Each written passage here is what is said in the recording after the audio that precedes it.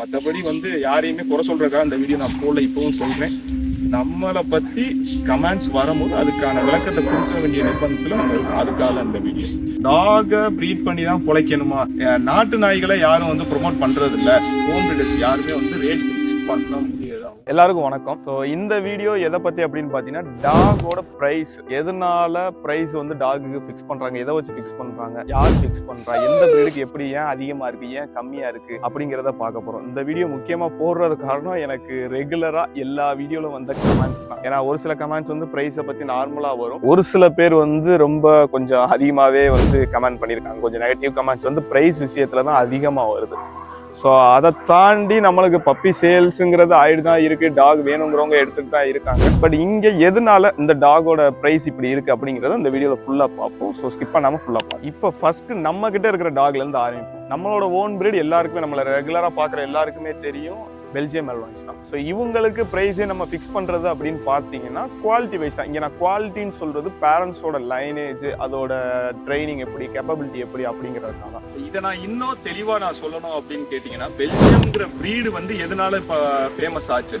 இப்போ உதாரணத்துக்கு உலக அளவில் எல்லா ஃபோர்ஸஸுமே வந்து பெல்ஜியம் ப்ரீடை யூஸ் பண்ணுறோம். ஏன் நம்மளே வந்து டாக் அதிகமாக ஃபோர்ஸஸ் கொடுக்குறோம். ஸோ எதுக்காக கொடுக்குறோம், எதுக்காக ஃபோர்ஸஸ்லேருந்து டாக் எடுக்கிறாங்க அப்படின்னு கேட்டிங்கன்னா அதோட ஒர்க்கிங் கேப்பபிலிட்டி தான்.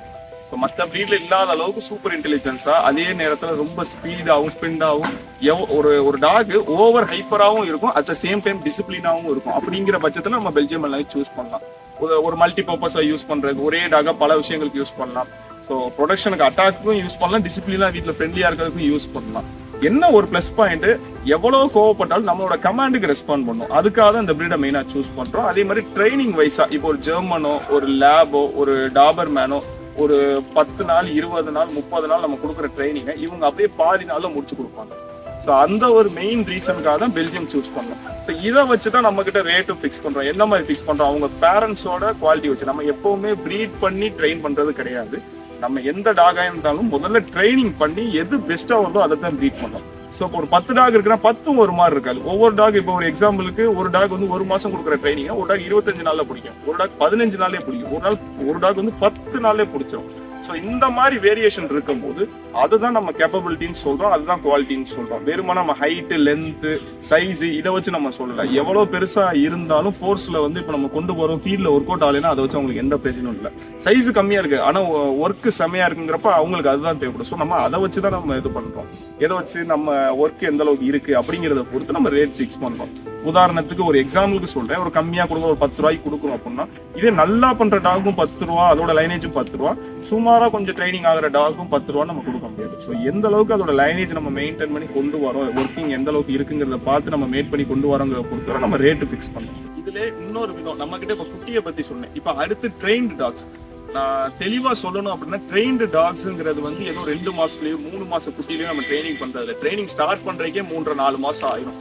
இதுக்கப்புறம் 1 மாசத்துல இருந்து 2 மாசம் வரைக்கும் ட்ரைனிங் கொடுத்து மினிமம் கொடுப்போம். ஒவ்வொரு டாகுக்கு வந்து 4 மாசத்துக்கு 5 மாசத்துக்கு மேலதான் ட்ரைனிங்கை ஸ்டார்ட் பண்றோம். அது அப்போதைய சுச்சுவேஷன் பொறுத்து, இங்க இருக்கிற பப்பியோட குவான்டிட்டி, எந்த அளவுக்கு பப்பி இருக்கு, இல்ல எவ்வளவு நம்மளுக்கு ஆர்டர் வெளியே இருக்கு, இல்ல ட்ரைனிங் டாக்ஸ் எவ்வளவு இருக்குங்கிறத பொறுத்து டைம் வேரியேஷன் ஆகலாம். இதுல முக்கியமா நம்ம பிரைஸ் எதை வச்சு பிக்ஸ் பண்றோம் அப்படிங்கிறது சேம். அந்த லைனேஜ் வைஸா ஒரு பப்பிங்கிற பிரைஸ் ஒண்ணு, அதை தாண்டி நம்ம எந்த அளவுக்கு ட்ரெயின் பண்ணிருக்கோம், பப்பீஸ் வந்து எந்த அளவுக்கு ட்ரெயின் ஆயிருக்கு அப்படிங்கறத பொறுத்து பிரைஸ்ங்கிறது மாறும். இது நம்ம கிட்ட இருக்குது. என்னடா இவ்வளவு தூரம் பேசலாம், கடைசி வரைக்கும் பிரைஸ் என்னன்னே சொல்லல அப்படின்னு நினைக்காதுங்க.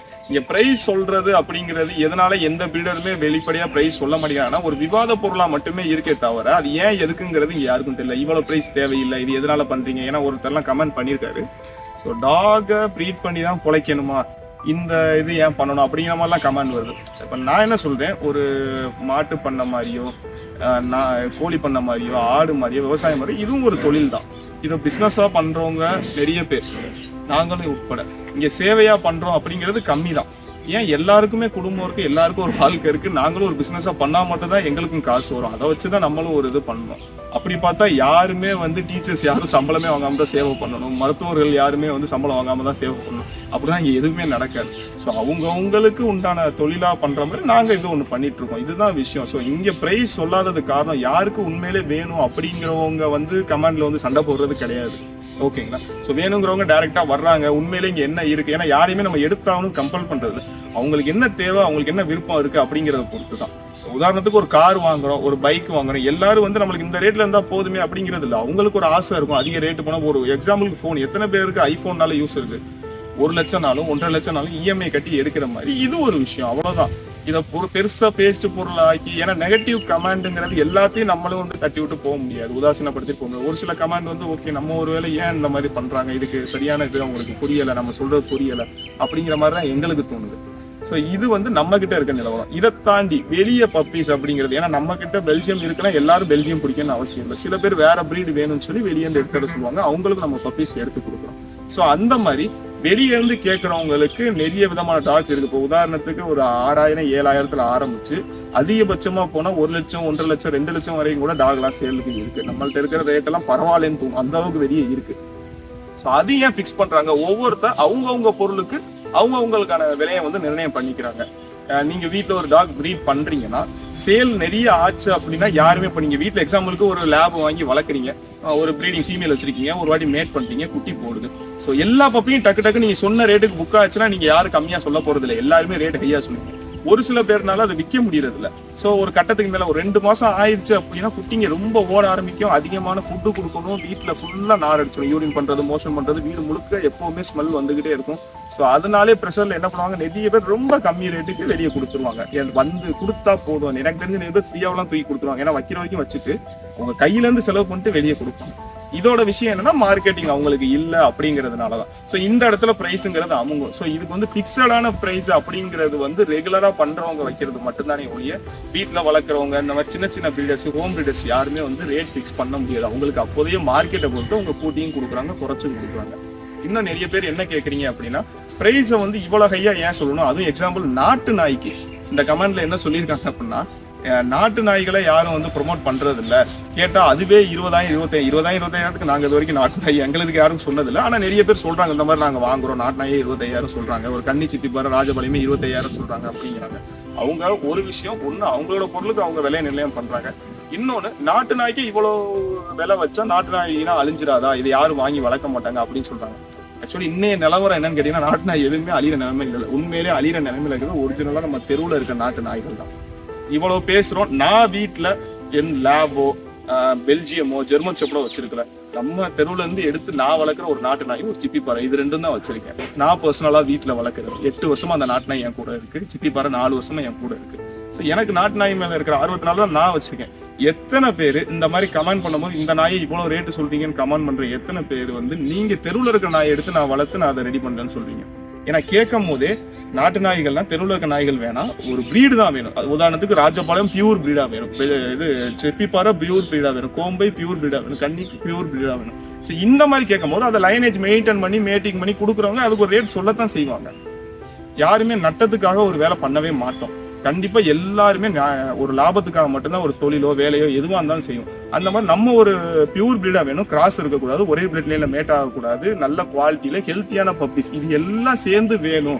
ஆனா ரேட் இல்லாம வேணும், கண்டிப்பா அது கிடைக்காது. இதான் நிதர்சனமான உண்மை. அப்படி நினைக்கும் போது என்னைய மாதிரி நிறைய பேர் நாட்டு நாய்கள் வெளியே தெருவில் இருக்கின்றப்ப 3 நாளா மழை பெஞ்சு எத்தனை நாய்கள் இறந்துச்சுன்னு தெரியல. ஏன்னா ஒதுங்க கூட இடம் இல்லை, வீட்டுக்குள்ள இருக்கிற நம்மளுக்கே அவ்வளவு குளிரா இருக்கு. இந்த புயல் வரும்போதுலாம் வெளியே இருக்கிற நாய்களோட மாடுகளோட நிலைமை என்ன? அப்ப அதை யோசிச்சு யாரும் வளர்க்குறது, எல்லாருமே அந்த பியூர் பிரீடு வேணும்னு கேட்கும் போது அதுக்கான ரேட் விற்கிறவங்க சொல்லுவாங்க.